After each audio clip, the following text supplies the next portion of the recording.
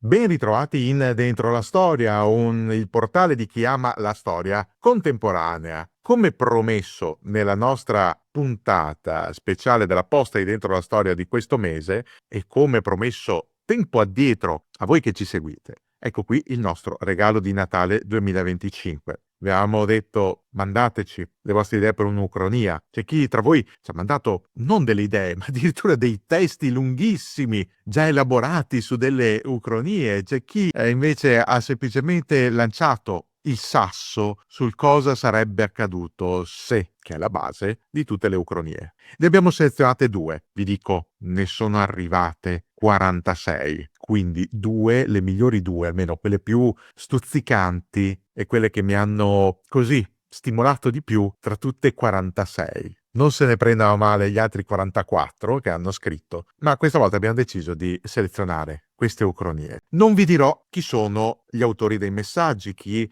ha mandato queste idee, chi l'ha fatto si riconoscerà di sicuro. Ma passiamo alla prima delle nostre ucronie. Cosa sarebbe accaduto se la Spagna franchista avesse accettato l'invito della Germania nazista a partecipare attivamente alla Seconda Guerra Mondiale, non solo con la Division Azul, i famosi volontari mandati in Unione Sovietica, ma a pieno titolo, schierandosi dalla parte dell'asse, attaccando le forze alleate. Questo è uno sviluppo. Partiamo da un presupposto. Al termine della Guerra Civile Spagnola, 1939, il paese iberico è un paese stremato, campagne devastate, città in parte in macerie, un tessuto sociale da ricostruire da capo, la fuga all'estero di moltissimi repubblicani, la nascita di un nuovo regime, il regime franchista, un regime fatto di una fittissima rete di lealtà personali, di repressione, ma anche della volontà di ricostruire una nazione. In questa situazione e con delle forze armate emerse molto provate alla guerra civile, pensate sia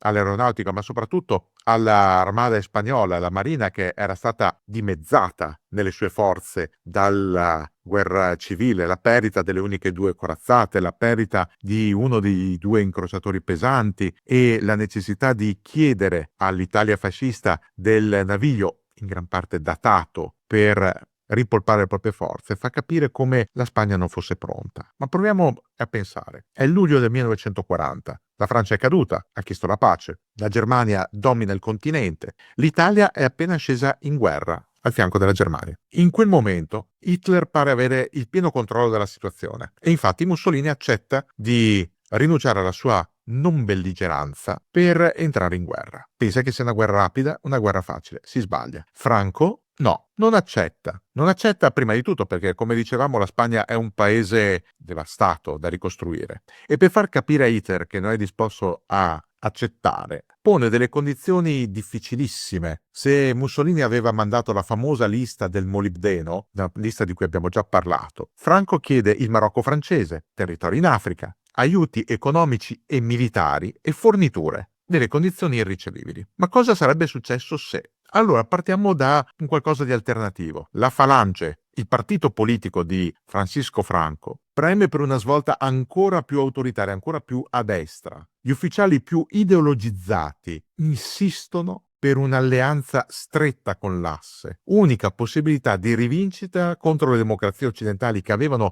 appoggiato la Repubblica, pur in maniera non così pesante, e che vengono viste come il grande nemico assieme all'Unione Sovietica, che lei sì aveva armato la Repubblica, mandando munizioni, carri armati, aerei e consiglieri militari. Hitler, galvanizzato dal successo in Francia, accetta di sostenere Madrid con un crescente flusso di materie prime e promesse territoriali che sono vaghe, ma bastano a convincere Franco. La Germania, in cambio, ottiene ciò che ha sempre voluto, cioè la possibilità di controllare lo stretto di Gibilterra. La data di switch, quindi di cambiamento della storia, in questo caso è il 12 ottobre 1940, quando Franco, secondo questa nuova linea temporale, appare dal balcone del Palacio Real e annuncia che la Spagna entra nel conflitto. Cosa comporta questa decisione di Franco? La realizzazione di quella che viene chiamata Operazione Felix, cioè l'operazione di invasione via terra di Gibilterra. Gibilterra è una roccaforte, praticamente imprendibile dal mare. È soprattutto il nodo cruciale per l'accesso al Mediterraneo dall'Atlantico e per lo sbocco dal Mediterraneo proprio verso l'Atlantico. Sappiamo che questa operazione non si è mai realizzata. Il motivo è semplice: Franco non diede mai l'assenso non solo all'attacco da parte di forze spagnole, ma nemmeno al passaggio, al transito di forze tedesche sul territorio spagnolo.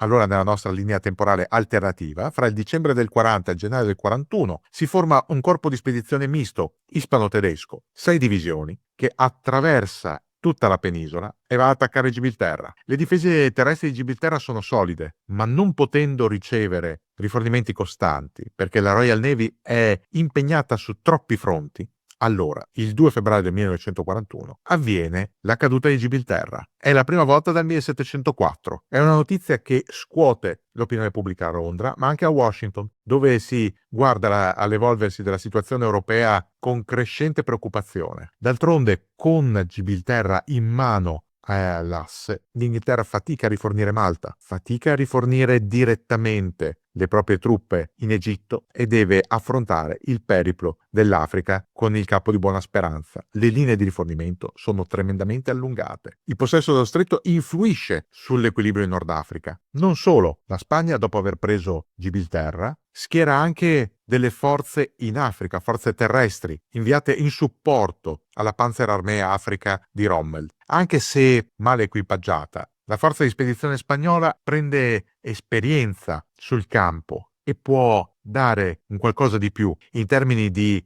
risorse umane spendibili sui campi da battaglia. Nell'estate del 1941, con i rifornimenti che arrivano attraverso un Mediterraneo maggiormente controllato, l'asse riesce a spingere gli inglesi fino ad Alessandria d'Egitto, quindi oltre El Alamein, e tutto sembra poter cambiare. Il problema è che la Spagna, se decide di entrare in guerra, lo fa a costi molto alti. Il paese non possiede la capacità industriale per sostenere un conflitto moderno. Non aveva questa capacità prima della guerra civile, figurarsi dopo. Il razionamento alimentare diventa un grosso problema. Nelle città aumentano le code per il pane e prospera il mercato nero. La produzione agroalimentare si riduce perché c'è meno forza lavoro, ci sono meno risorse a disposizione e quindi il prodotto agricolo ne risente. E se da un lato il regime pungolato dal clero, vede la guerra come un dovere nazionale, nelle zone più povere della Spagna il malcontento inizia a farsi sentire. Certo, la Falange può contare sullo strumento della repressione, uno strumento di controllo ferreo, il pugno di ferro contro il malcontento, contro le proteste, ma il rischio di una nuova frattura c'è. E quando Hitler lancia l'operazione Barbarossa nel giugno del 1941, questo è parte anche della linea storica classica, Franco decide di inviare un secondo contingente sul fronte orientale, e non sono soltanto volontari falangisti come nella nostra linea temporale, ma un vero e proprio corpo di spedizione, diverse divisioni sufficientemente armate. Divisioni che vengono impiegate principalmente nella zona nord, quella dell'assedio di Leningrado. Gli spagnoli si dimostrano fanatici in tutto ciò. Parlano di una nuova crociata contro i barbari bolscevichi, i senza Dio. Ma quando il nostro quadro muta di nuovo e torna alla linea classica, cioè l'attacco giapponese a Pearl Harbor e l'entrata in guerra degli Stati Uniti, è chiaro che l'America stessa considera la Spagna un alleato diretto nel nazismo e dunque un potenziale obiettivo strategico. Le prime misure sono di carattere economico. Gli Stati Uniti impongono un embargo totale su petrolio e prodotti agricoli. Questo provoca un collasso del sistema agroalimentare spagnolo. Da quel momento in avanti la Spagna dipende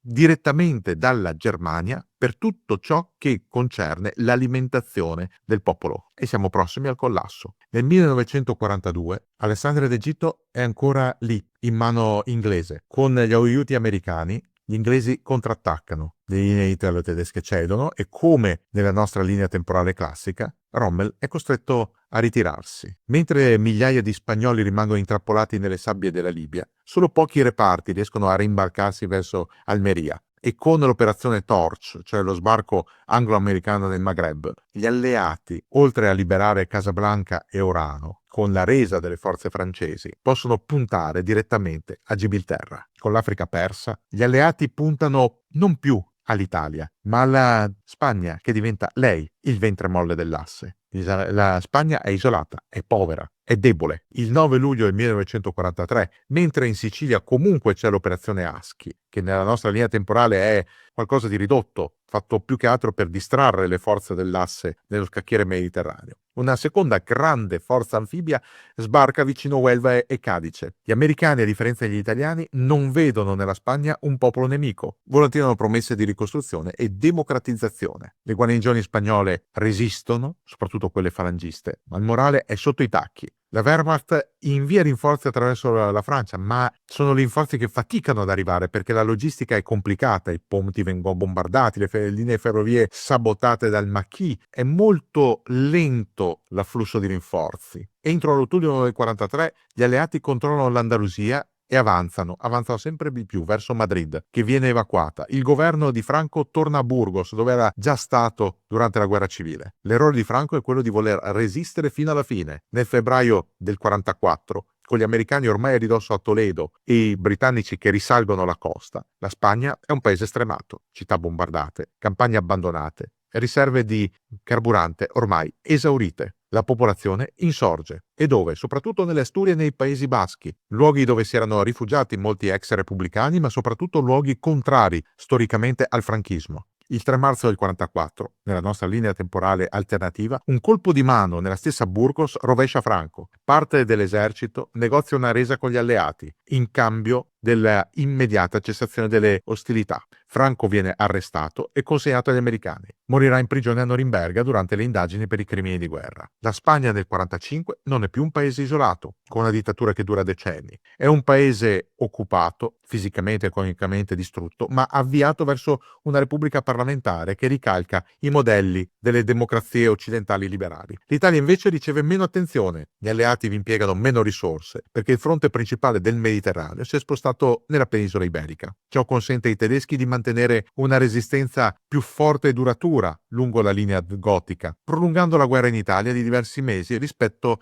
alla nostra vera linea temporale. Gibilterra torna britannica. La Francia, libera, ottiene indietro il Marocco e buona parte dei territori temporaneamente occupati da truppe dell'asse. E l'Europa? L'intervento spagnolo cambia diversi aspetti e è soprattutto un boomerang, perché apre un secondo fronte di sbarco alleato, che accelera indirettamente la caduta della Germania. Germania che è costretta a combattere su troppi fronti e esaurire ancora più rapidamente le proprie risorse naturali. La guerra finisce comunque nel maggio del 45, ma con una mappa politica molto diversa. La Spagna è una giovane repubblica democratica sotto supervisione alleata. Il Mediterraneo occidentale, passato attraverso un ciclo di invasioni, diventa un laboratorio della ricostruzione post-bellica. E l'Italia, se non viene liberata dagli anglo-americani in accordo con i partigiani, allora può essere una preda dell'Armata Rossa che avanza da est e diventare un satellite della stessa Mosca, oppure un terreno di scontro tra diverse anime politiche, con un partito comunista molto più forte, dovuto alla lunga resistenza armata. Questa è una delle due linee temporali alternative che abbiamo studiato. Prima di passare alla prossima linea, vi esorto ancora una volta a pensare al tema della sicurezza online, perché in qualsiasi momento qualche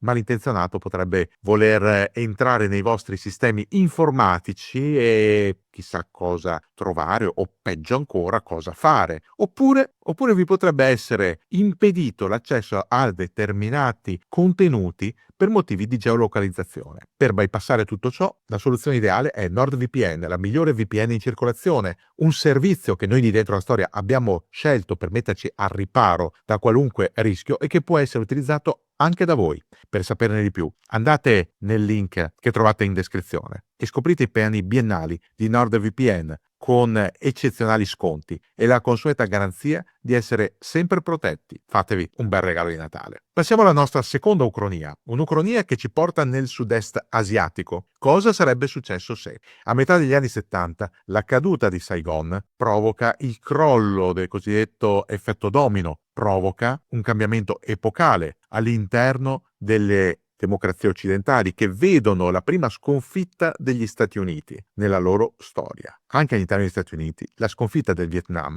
brucia perché pone in discussione un intero modello, il modello americano. Ma cosa sarebbe successo se gli Stati Uniti avessero vinto la guerra in Vietnam? Ce lo avete chiesto e noi abbiamo elaborato una storia alternativa. Eccola qui. La nostra storia alternativa parte dall'ottobre del 1972, quando le forze americane appoggiano in maniera costante l'esercito della Repubblica del Vietnam del Sud, che con una controffensiva che noi abbiamo chiamato Liberty Storm colpisce mortalmente il sentiero di Ho Chi Minh, la pista di rifornimento che passando per il Laos e la Cambogia porta munizioni, armi, vettovaglie e forze fresche al sud per colpire direttamente il territorio in cui combattono anche gli americani. La pista, bombardata sistematicamente con nuove tecniche di ricognizione satellitare, viene paralizzata. In più, le forze Sud Viet passano il confine e iniziano a invadere il nord. Il risultato pratico è che Hanoi, allo stremo, accetta un cessate il fuoco senza condizioni e firma un accordo che sancisce de facto la riunificazione del Vietnam sotto un governo filo-occidentale, sostenuto politicamente e militarmente dagli Stati Uniti. E questo quadro alternativo cosa provoca? Guardiamolo in America. 1973. La vittoria in Vietnam rovescia l'umore nazionale, come una frittata. In questa linea temporale, lo scandalo del Watergate assume delle proporzioni ben più circoscritte, limitate. Nixon, forte dell'enorme capitale politico derivante dal successo asiatico, riesce a contenere le critiche mosse dall'opinione pubblica e presenta lo scandalo come un tentativo dei suoi nemici di sminuire la più grande vittoria dell'America dalla fine della Seconda Guerra Mondiale. Il Congresso, che è intontito da questo trionfo, gli riconosce un margine di manovra molto più ampio. Il Partito Repubblicano, galvanizzato, si ricompatta attorno all'idea di un'America guida del mondo libero. L'ala isolazionista del partito rimane marginale, i neoconservatori emergono in anticipo rispetto ai tempi, quasi 30 anni prima rispetto alla presidenza di Bush Jr., trovando in un Vietnam pacificato il laboratorio ideale per la loro dottrina di democratizzazione assistita, o meglio, democratizzazione forzata. E a Mosca? A Mosca la vittoria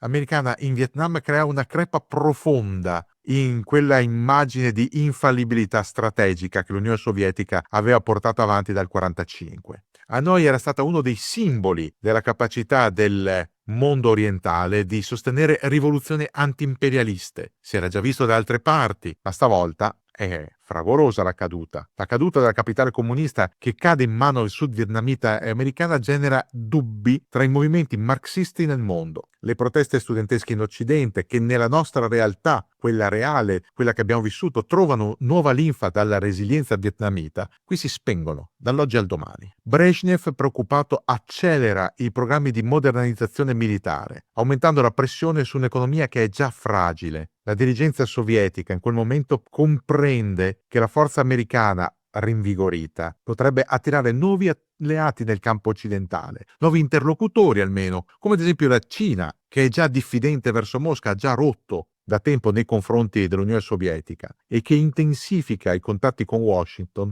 3 anni prima del nostro 1979. La Cina, allora. La sconfitta del Vietnam del Nord in questa linea temporale alternativa vede Pechino interpretare gli eventi come un chiaro segnale. La potenza americana degli Stati Uniti in Asia è diretta. Un Mao ormai malato ordina ai suoi diplomatici di accelerare i colloqui con Washington e Kissinger sfrutta l'occasione per creare una triangolazione ancora più vantaggiosa. Tutto ciò consente agli Stati Uniti di influenzare direttamente e indirettamente i primi dibattiti interni sulle riforme economiche. Non un'apertura totale, chiariamoci, ma la pressione ideologica antisovietica porta la Cina post-maoista a cercare una via più rapida verso la modernità. E nel sud-est asiatico cosa succede lì? Beh, la vittoria in Vietnam trasforma il Vietnam in quasi un satellite degli Stati Uniti, che investono perché investono con infrastrutture, istruzione, industria leggera. Il Vietnam diventa un laboratorio manifatturiero per gli Stati Uniti, ma non solo lui. La Thailandia, che era già filoamericana, diventa un centro logistico e commerciale. L'Indonesia, che era stata capofila del movimento terzomondista, si avvicina ulteriormente a Washington, pur mantenendo la sua indipendenza strategica. Le Filippine, dove la presenza americana è sempre stata molto forte, sin dalla guerra ispano-americana di fine 800 e inizio 900, decidono di ospitare conferenze regionali sul modello di sviluppo denominato Asian Liberal, un modello che in realtà non esiste. E in Europa cosa comporta questa linea alternativa di una vittoria americana in Vietnam? Francia e Germania Ovest, pur mantenendo la propria autonomia diplomatica, trattano con maggiore cautela l'Unione Sovietica.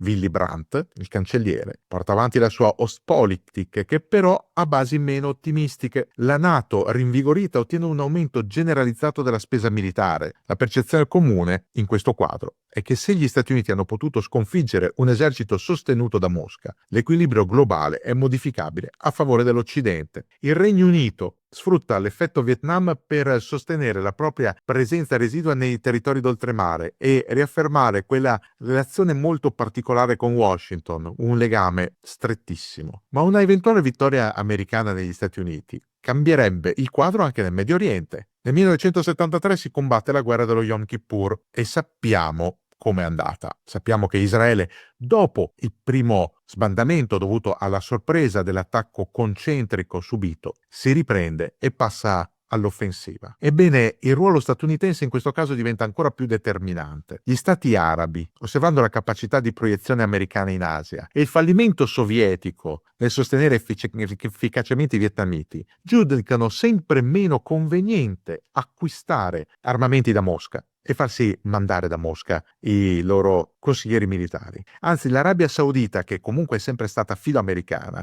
propone accordi energetici più stabili per evitare eccessive interferenze americane. Non c'è dunque la famosa crisi del 73 del petrolio. Il legame petrolio-dollaro si rafforza in modo decisivo, ponendo le basi per un'egemonia economica degli Stati Uniti ancora più solida.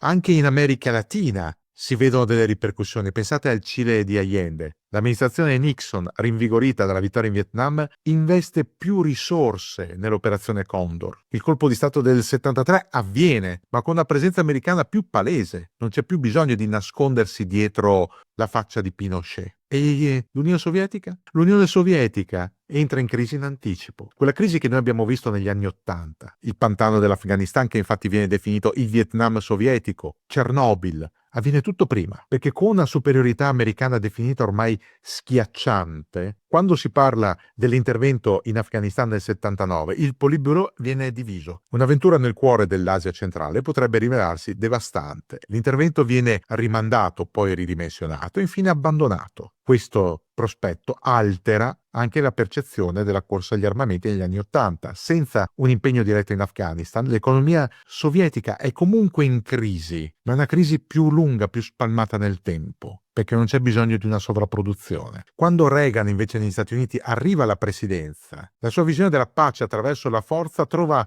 un paese che è pronto a sostenere la ricetta. Gli investimenti militari aumentano più rapidamente, con maggiori finanziamenti. Washington cerca anche di poter correggere i rapporti con governi ostili, specialmente in America centrale, pensiamo al Nicaragua, in una maniera diversa rispetto alla nostra linea storica. Il Vietnam, d'altronde, diventa un Vietnam unito repubblicano, un percorso complesso, paese che diventa un polo manifatturiero simile alla Corea del Sud. Va detto che poi anche nella nostra linea temporale il Vietnam, unificato dal nord, però, è diventato un polo manifatturiero, ma a bassissimo costo. È una storia un po' diversa. Nella nostra Ucronia, la guerra fredda non termina con il crollo spettacolare dell'Unione Sovietica il giorno di Natale del 1991, ma con un lento svuotamento di autorità del regime sovietico. L'URSS sopravvive ancora un pochino, ma è indebolita politicamente. Le repubbliche baltiche e l'Ucraina cercano la propria autonomia già alla fine degli anni Ottanta, non nel 90-91, incoraggiate dall'Occidente. La dissoluzione comunque è inevitabile, arriverà qualche anno più tardi, probabilmente verso il 94-95, in modo più graduale e con minori conflitti interni. Quindi, nella nostra linea temporale alternativa, quale potrebbe essere l'eredità di un Vietnam mai perduto?